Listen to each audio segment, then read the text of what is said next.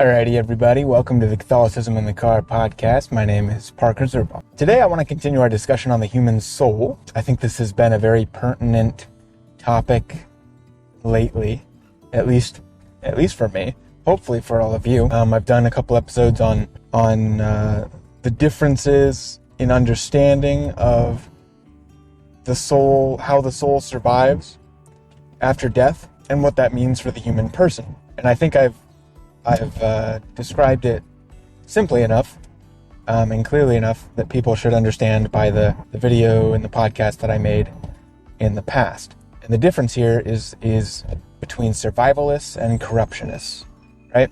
Survivalists kind of simply would believe that after you die, the first experience you have is your personal judgment of Jesus Christ, and you're having experiences in your disembodied soul, basically. The corruptionist believes that the first experience you will have as soon as you slip into death will be waking up in your grave at the general resurrection.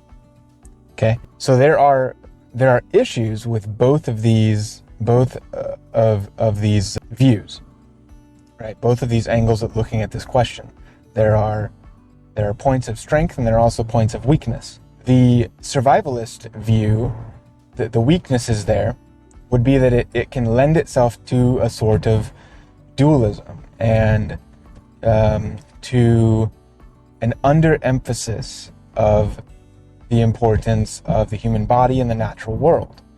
Because if my soul naturally or otherwise can survive without my body and thus my person, my experiences, I can still experience things with my disembodied soul, then they ask the question, well, like, what are my experiences in the first place?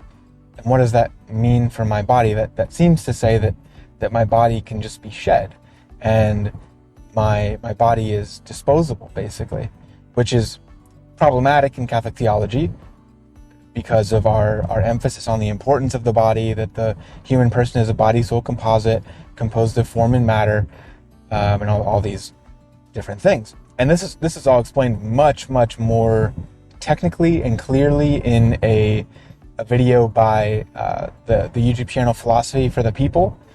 If you look up just corruptionist, you'll find that video on their channel, Philosophy for the People. The host there interviews a guy who he actually now has his doctorate, but he was getting his doctorate at the time, and he had been doing a lot of research into these differences. And he takes it from a corruptionist view, which is the same view that I presently take. So that's kind of one of the main issues with survivalism and how it can be problematic with the Catholic Church's magisterial view on the human person, our human nature, right? So what's the problem with the corruptionist view? Well, if I don't have any experiences between the time that I die and the general resurrection, but yet somehow my soul is existing, it kind of puts into question, how do we understand purgatory and how do we understand the communion of the saints? And again, this is all discussed much more deeply in that video from Philosophy for the People. But I'm trying to just promote this so that people understand that people are asking these questions. And this might seem like a very niche topic, and it is. It is a very niche topic. But I think it's incredibly important if we're trying to be really intellectually engaged in our faith as well as spiritually engaged in our faith. It's incredibly important that we get our human nature right, that we understand our human nature correctly. Because a lot of what we believe in our faith will be seen through that lens of how we view ourselves. Right? So anyway, the corruptionist view has problems. It brings problems for the communion of saints and for purgatory, because if I cannot have experiences between the time of my bodily death and the time of the general resurrection, then what does that mean for us communing with saints? I mean, it seems clear that they're not in their bodies yet, unless, you could probably posit something like they're communing with us through time, through the eternity of God, but they are communing with us as their resurrected selves in that future moment, basically. I think that could be a position that could be held. That's kind of how I would be able to resolve it in my own mind. And then the other question is purgatory. And this is a little harder, I think. This is a little more difficult because the way the Catholic Church has formulated the doctrine of purgatory, it usually makes it sound as though it's some sort of experiential state. There's some sort of experience that goes on in this temporary state where the soul is being purified of its temporal punishments before it enters the beatific vision. And just a side note here, the time between your death on earth and the bodily resurrection is known as the interim state.